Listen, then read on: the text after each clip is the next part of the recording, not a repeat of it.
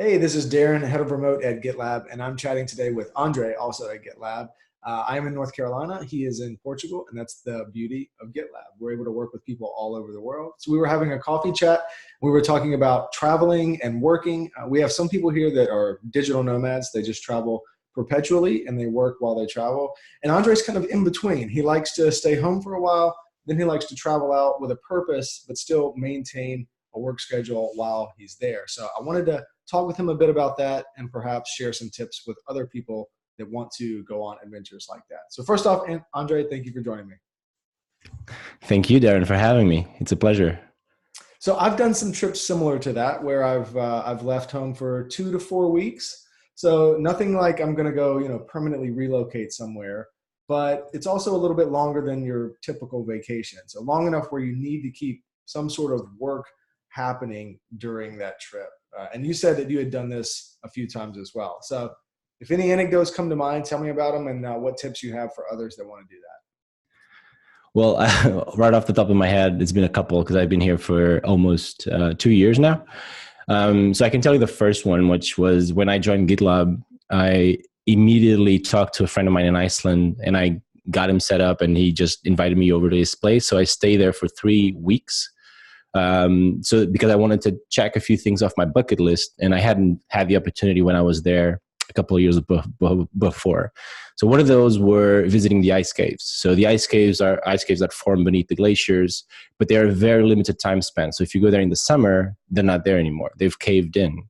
So this also plays a part of the weather, right? You cannot just go there for 2 days and trust that the Icelandic weather will allow you to go out in the wild. So what I did there was I stayed for 3 weeks, constantly checking the weather report. And as soon as we had an opening, which happened to be on a Sunday and Monday, we jumped at it. We rented a van. I prepared the work to be unavailable for the morning of Monday. And we drove from Sunday from Reykjavik down to Vatnajökull National Park, which is in the southeast. And we slept under the mountain with, I can't even begin to tell you how crazy of an aurora night we had because we were like, come on, turn it off. We need to sleep. So that was incredible. Beautiful, beautiful weather, not a wind in sight, and beautiful, crazy aurora. And then we slept it under the mountain. And then 7 a.m. or something in the Monday morning, we just set out over the glacier hiking for like an hour or so to get to the ice caves before the tourists and everything. So long story short, by 2 p.m. or something, we were heading back to the van. And I basically worked my way back to Reykjavik on my laptop with his hotspot from the van, which was honestly one of my best trips in my life. But I wouldn't have been able to, afford 3 weeks in Iceland waiting for the weather to allow to go and see this, right? So this was one of the big moments of me that I thought, this works. Like I was able to start working when my peer back then, I was an engineer back then. Now I'm an engineering manager, but back then I was doing development work. And the backend developer that I was pairing with was in Mexico. So by the time that she was waking up, I was joining the work as well. So it didn't disrupt my work at all. And it was on Monday morning. I was on the glaciers. Yeah, that's the first anecdote that comes to mind. Yeah, that's incredible. And a lot of people can list a lot of amazing things about remote work, but that type of flexibility, I think, is underrated. Yeah. And actually kind of have a similar story. So a couple of years ago, I was in Montana and we were skiing. And there was one day in particular, well, usually there's a lot of fog covering the top of the mountain. So visibility is not great at the top. But there was one day in particular that was just crystal clear. It was unbelievable. And at the top, there were it was just a flood of people that were there taking photos of the surrounding mountains. It was incredible. It was like a spike of people on the day that it was clear. And I thought, how is this possible? Like, how did people know that on this day it would be super beautiful? And so the masses came out. And I talked to a few people, and kind of similarly, they said, oh yeah, it's like the locals here, they just keep an eye on the webcams. And then on any day that it's clear, they just kind of call out of work and flood up to the mountain.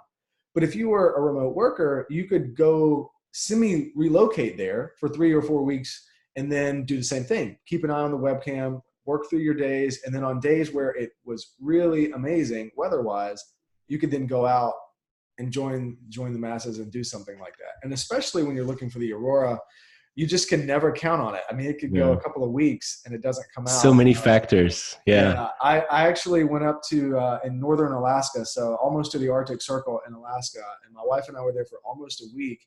And it was the last night we were there that the aurora finally came out and we were able to see it. But if we weren't that fortunate, we would have spent an entire week there and then missed it. So that's the most common stories I hear of aurora hunting. Is like, oh, come on. I just had some friends, they were in Norway, and they sent me a picture. Hey, is this how it should look like? Because it's really faint.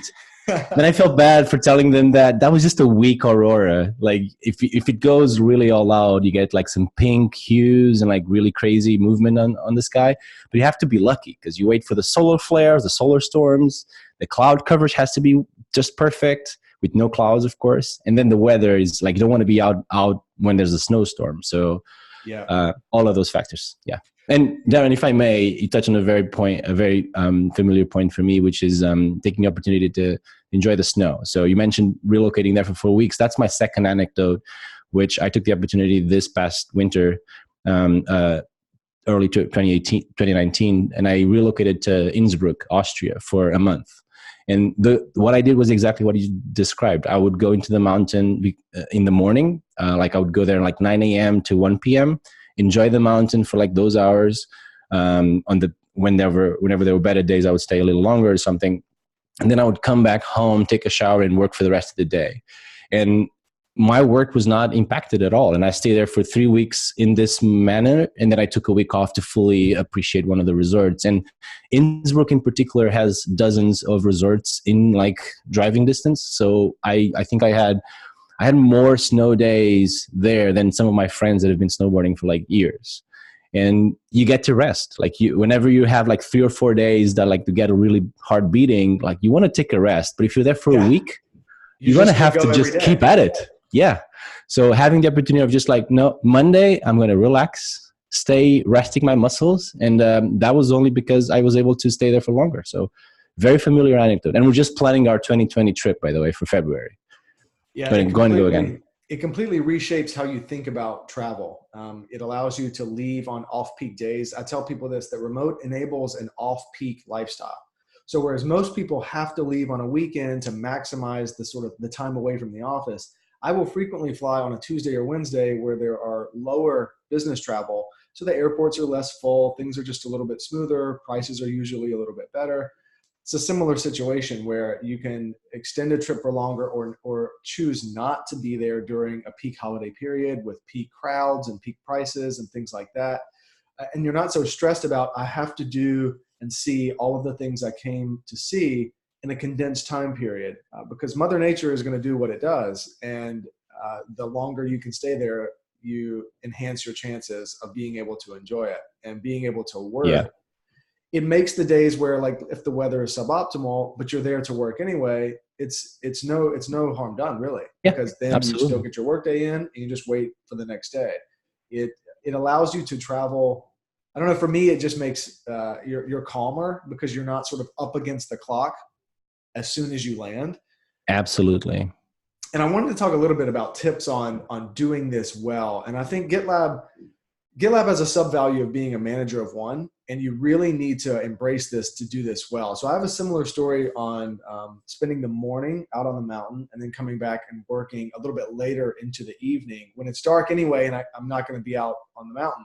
So I just feel better working at a time when I'm not going to be out doing something outdoor activity anyway. The thing for me is a situation like that puts good pressure, like a good accountability, because I want to work in the most efficient way possible to maximize my time on the mountain in a situation like that. And for me, framing your day like that, it allows you to not look at work as something that detracts from whatever you're there to do, but it frames your perspective on, okay, I'm going to attack my work in the most efficient way possible so that I maximize the time to do something else. So it really helps with procrastination. It really helps with prioritization and focus. And honestly, for me, it's just a mental shift, but I don't know if you had any tips that go beyond that. Yeah, I can tell you that I felt exactly the same thing. It's like you're so blessed for being able to do that. That work doesn't feel like a drag. Like you're given the opportunity to explore it the way you want. And I usually have this saying when I go to panels and stuff. And it's not, I didn't coin it. I heard it somewhere about remote work really empowers you to, instead of designing your day around your work, you design your work around your day. And I've had people in my team that had that wanted to have 3 and 4 hour lunch breaks because they wanted to play with their kid in the kindergarten, in the garden or something, and then work it in the evenings when they were asleep. So you were able to design your day in whichever way is more productive. As for tips, I just being very mindful of the impact of that. So what I did, I moved all my meetings out of the mornings up ahead so that I would give my team some stability, not be like on the last minute changing the meetings. So what I would do, I would make a commitment of always being available in the afternoon to evening. And then depending on the time zones, I would fluctuate them around for that particular month. And since it's a 4-week change, it's not so much things as like every week is changing. So we still have the stability on the one-on-ones that they've moved to a specific temporary permanent place. And I had no problems and no complaints at all. The only complaint I had was because I was constantly doing calls with mountains in the back and people were jealous. With that we have a thing on the front end call we call themed calls, that every first call of the month we do a theme and then we share something on a topic. And on that month it was, what's the best feature of your co-working space or house, home office? And I just turned my camera to the window and there they were, the mountains. And I won that month. Sure. It was unfair, but yeah. That's amazing. We have a thing at GitLab where we say meetings are about the work, not the background. And we say that specifically to encourage people to not concern themselves with the background. So at a lot of companies, there's this sort of background anxiety where your background needs to look like a super polished, cleaned up workplace. You got to make sure the kids don't come in the room. You got to make sure that there's nothing like too beautiful behind you because then people get jealous. I love that here, like we encourage the diversity of backgrounds. So wherever you're at, dial in. Like it's a story and it connects us as people, and we can talk about what's behind you and why you're there and what drives you. I mean, this is how I get inspiration on what to do next or where to go or what to explore. I love that. That's funny because I had a story that I really appreciate. When I was a front-end engineer, but before manager, I checked something in the background of a colleague of ours, and he had a poster of Metropolis, the movie from the 30s. That's like an old movie, and I'm really into old movies, and that sparked coffee chats. Hey, do you want to talk about old movies, man? You seem to like old movies. Exactly. And we just gathered through that, and we had like bi-weekly calls for a while, and then I became his manager, and we kept having those calls for a very long while, because it was just like so productive to have someone with similar tastes. And I was able to pick that up from something in the background by accident. Hey, I recognize that image. What is it? And you're right. Like that personal, very just like real, authentic background is just like, no worries. You don't need to like groom everything behind you because it's like, it's not effective. It doesn't make you more productive. So yeah. Not only that, but it actually invites you into a space that's a lot more personal than you would get in a co-located space. So chances are, if you two were just in an office together, you would have never put 2 and 2 together that you both had an appreciation for old films. Yep. And so now you have that personal bond that you can chat about. And so a lot of people will say, isn't remote less personal than co-located? And I say, like, in fact, it can be more, because you invite people into your home or wherever you're at, your co-working space, your vacation, wherever you're at. And you don't get that in an office. And so you immediately have more to talk about just because the backgrounds can vary from day to day. Yep, absolutely. Much more intimate. So last question here, what elements of the GitLab culture have enabled you to do things like that? And how is that different from other places you've been? And is there anything that we can do better or you would encourage other companies to embrace? Yeah, that's a bit hard to give a straight answer, because I think all values work in tandem to allow all of this. But I think the results focused culture is like, it doesn't matter how many hours you're sitting in the office, right? We had this, I used to work in a company that was very old, like corporate world here in Lisbon, where you would clock in, you would punch a card when you go in, you punch a card when you go out. And it was common, it was a joke around the office that like people are clocking in and going to the coffee shop next door. Yeah. Yeah. It's like people find a way to defeat the system. And I was reading a book from Seth Godin, and he talks about these systems being from the Industrial Revolution. Like when you're in a factory, that makes sense because if you're at your place, you're not doing your work, the factory breaks down, like it stops. In an office, I can spend the whole day playing solitaire. So the results-focused culture is the one that I think is the most important one to allow me to shape my day in whichever way I want. And then as long as I produce the results, I'm good. I didn't feel like the moves that I did during those temporary months that I was out, it didn't affect my time. It didn't affect my productivity. Quite the contrary. I was much more motivated to ship and to help out the team and everything. So I think results is probably one of the most important ones because it really helps shipping that. As for doing it better, it's hard because we keep it iterative on every parts of the way. So I don't know. I don't have anything right now, but if I do, you can expect an MR from me. Yeah. One of the things that I've noticed in studying the values and the sub-values is there's this common thread of trust as well as a lack of judgment. So those two kind of go hand in hand, but they're taken to an extreme at GitLab. So we truly can work asynchronously. We truly do trust people to dictate their travel schedules however they want and then get results in whatever way they specifically want to do. And it's amazing that we truly allow that much individualism, that it's not, based on the team or based on the role. I was just speaking with someone yesterday where during the interview process, they said, I want to spend half the year in a different continent because I have family split between continents. And honestly, this is the most important thing. The answer to this question is the most important thing on whether or not that I want to come to GitLab. And the hiring manager was like, of course, like we would love that. That actually would be a shining example to everyone else of how to actually take advantage of this and optimize this.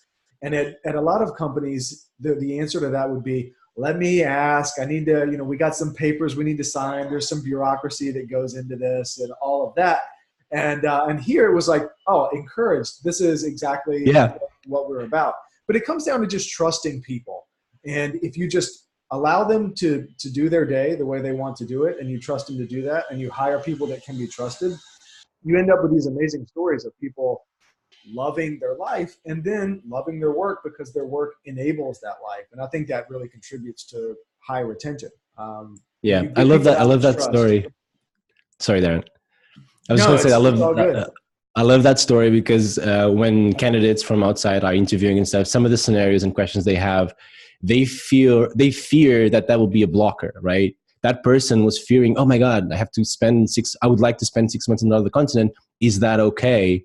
As if he was saying, is this a problem? And we managers see that, oh man, that's a great story to tell. Like we're just so welcoming to those kind of different aspects of and ways of working because that's just it. I'm now I work out of my house, but I've worked out of a co-working space for a couple of months. I felt it wasn't for me. I've adapted throughout the phases and I've been going to coffee shops and stuff, but other people really enjoy co-working spaces. So you get to personalize your way of working, whatever suits you best. And I was just at a panel 2 weeks ago and somebody was saying they worked at a non-remote company and they were saying that I really enjoy having a fixed schedule because it helps me creating the divide and having a much better personal and professional life balance. And I thought, I kind of feel that's the worst part, but that's for me. You would still be able to do that at GitLab because you set up a schedule, join at that hour, started working there. But I would work differently if you don't mind. And if we work together, that would not hinder our collaboration.